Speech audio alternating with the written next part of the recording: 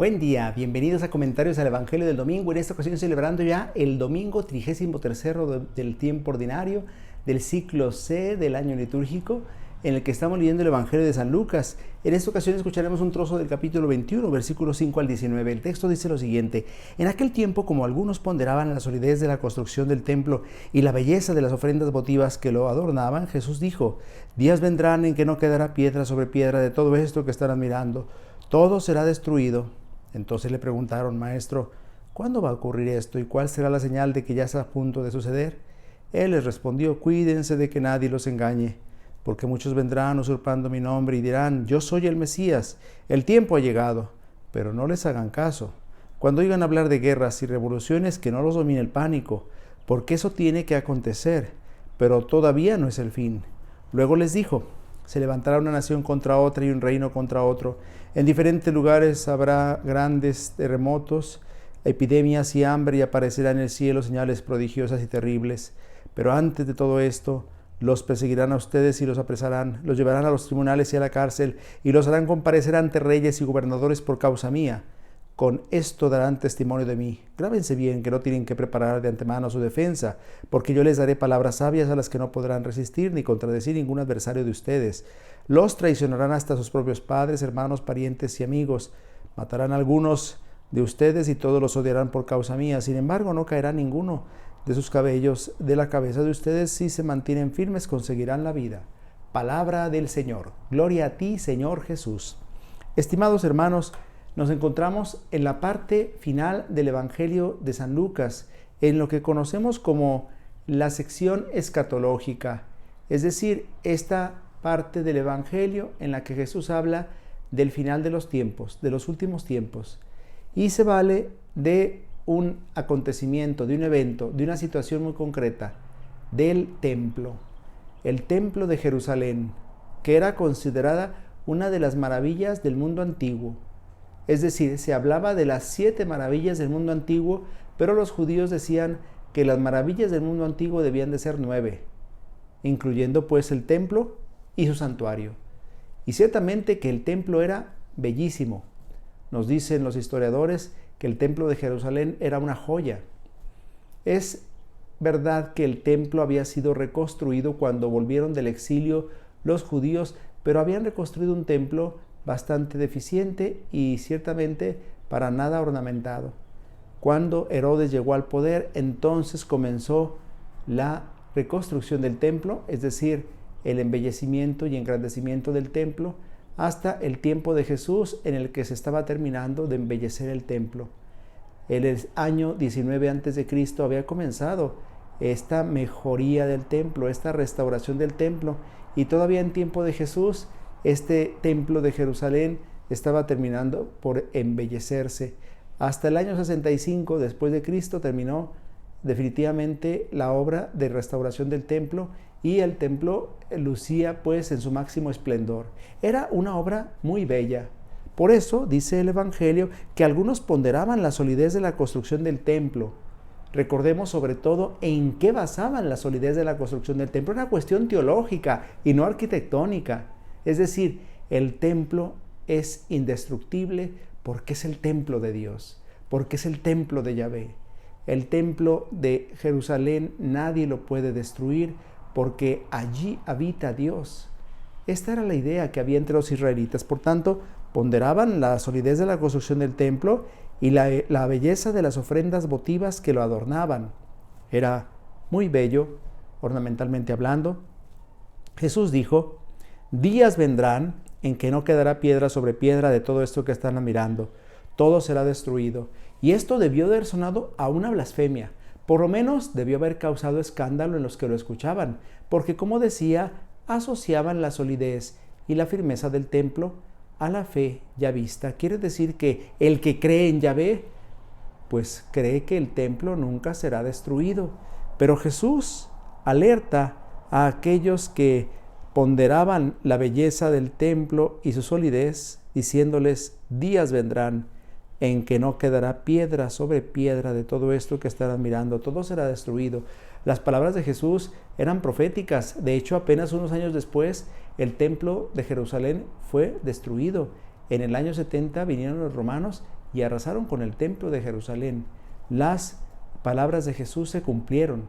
Los discípulos debieron resultar escandalizados con lo que decía Jesús, porque ellos no se imaginaban que ese templo sería destruido. Entonces le preguntaron: Maestro, ¿cuándo va a ocurrir esto? ¿Y cuál será la señal de que ya está a punto de suceder? Señales de destrucción, señales del fin, señales en las que aparezca con toda claridad lo que está a punto de acontecer. Pero Jesús no responde a este tipo de preguntas curiosas, el cuándo, el cómo. Más bien Jesús le dice a los discípulos: cuídense de que nadie los engañe, porque muchos vendrán usurpando mi nombre y dirán: yo soy el Mesías, el tiempo ha llegado. Pero no les hagan caso, no se dejen engañar. Cuando oigan hablar de guerras y revoluciones, que no los domine el pánico, porque eso tiene que acontecer, pero todavía no es el fin. Jesús está advirtiendo a sus discípulos que frente a este anuncio de destrucción, lo que le conviene al cristiano es la vigilancia, la atenta vigilancia, para no dejarse engañar. Cuídense de que no los vayan a engañar, porque se presentaban algunos, incluso en tiempo de Jesús, el último, Simón Barcova, que se presentaban como si fueran el Mesías, diciendo pues que ellos habían venido a cumplir con la misión de llevar a Israel a la restauración del reino desaparecido. Luego les dijo Jesús: se levantará una nación contra otra y un reino contra otro. En diferentes lugares habrá grandes terremotos, epidemias y hambre, y aparecerán en el cielo señales prodigiosas y terribles. Jesús está valiendo de la anunciada destrucción del templo para anunciar también el fin de los tiempos, el fin del mundo. Es decir, Jesús está hablando del tiempo final, en el que sobrevendrán guerras, enfrentamientos, terremotos, epidemias, hambre, y aparecerán en el cielo señales prodigiosas y terribles. Jesús está utilizando un lenguaje que llamamos tremendista, un lenguaje apocalíptico, con el cual está, de alguna manera, hablándonos en clave de lo que está a punto de acontecer. Es decir, sobre el fin nadie puede saber el día ni la hora, ni tampoco puede saber el cómo sucederá el fin, pero lo que le compete al cristiano es la vigilancia, la espera vigilante, porque estos acontecimientos van a suceder, no sabemos cuándo, pero por tanto, si no sabemos cuándo, tenemos que estar siempre preparados. ¿Cómo vive el cristiano la preparación para la venida del Señor? ¿Cómo vive el cristiano la preparación para el juicio final, para el fin de los tiempos? Viviendo el Evangelio, practicando la caridad, llevando a cabo las obras de misericordia. Es decir, en una palabra, haciendo caso de lo que Jesús nos ha enseñado. Antes de todo esto, los perseguirán a ustedes y los apresarán y los llevarán a los tribunales y a la cárcel y se los harán comparecer ante reyes y gobernadores por causa mía. Con esto darán testimonio de mí. Jesús habla claramente de un clima de persecución que antecederá al fin. Un clima en el que los cristianos serán perseguidos por causa de Cristo. Esto ya lo hemos vivido, lo estamos viviendo y seguramente lo continuaremos viviendo en el tiempo futuro cercano. El Papa Francisco ha subrayado constantemente que en ese tiempo hay más mártires que en los primeros siglos de la Iglesia. Y es verdad. Si ustedes acuden a las páginas que hablan de la persecución de los cristianos, se podrán dar cuenta que en la actualidad se habla de miles de cristianos que mueren cada año por causa de su fe, por defensa de la fe. Grábense bien que no tienen que preparar de antemano su defensa, porque yo les daré palabras sabias a las que no podrán resistir ni contradecir ningún adversario de ustedes. En época de persecución, el cristiano lo que tiene que hacer es ponerse en las manos de Dios, confiar al Espíritu Santo su defensa, porque en definitiva el Espíritu Santo, el Espíritu de Dios, hablará por aquellos que hayan testimoniado con su vida el seguimiento de Cristo. Por tanto, no se tienen que preocupar de lo que van a decir o de cómo lo van a decir, porque el Espíritu Santo hablará por medio de ellos. Al final termina diciendo el Señor: los traicionarán hasta sus propios padres, hermanos, parientes y amigos, matarán a algunos de ustedes y todos los odiarán por causa mía. Sin embargo, no caerá ningún cabello de la cabeza de ustedes. Si se mantienen firmes, conseguirán la vida. En definitiva, el Señor habla incluso de la traición hasta de los propios miembros de la familia. Esto puede suceder efectivamente en el seguimiento de Cristo. Hay tantos peligros, pero en definitiva el Señor nos anima a la confianza.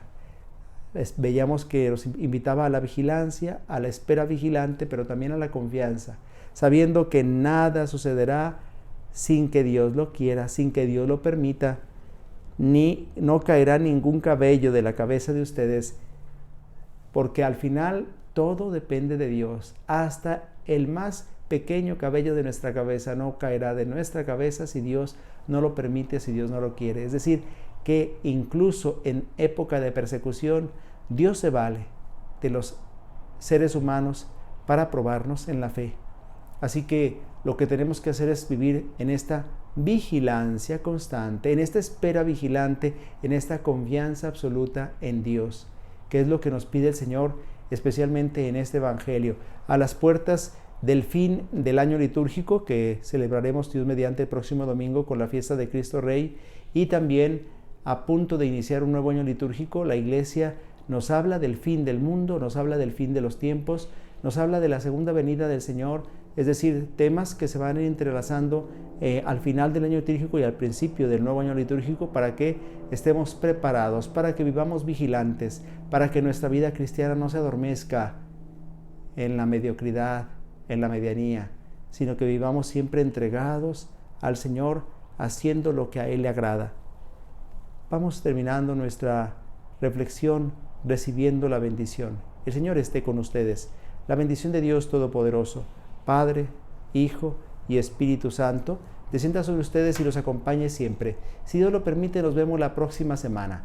Que pasen un feliz día del Señor.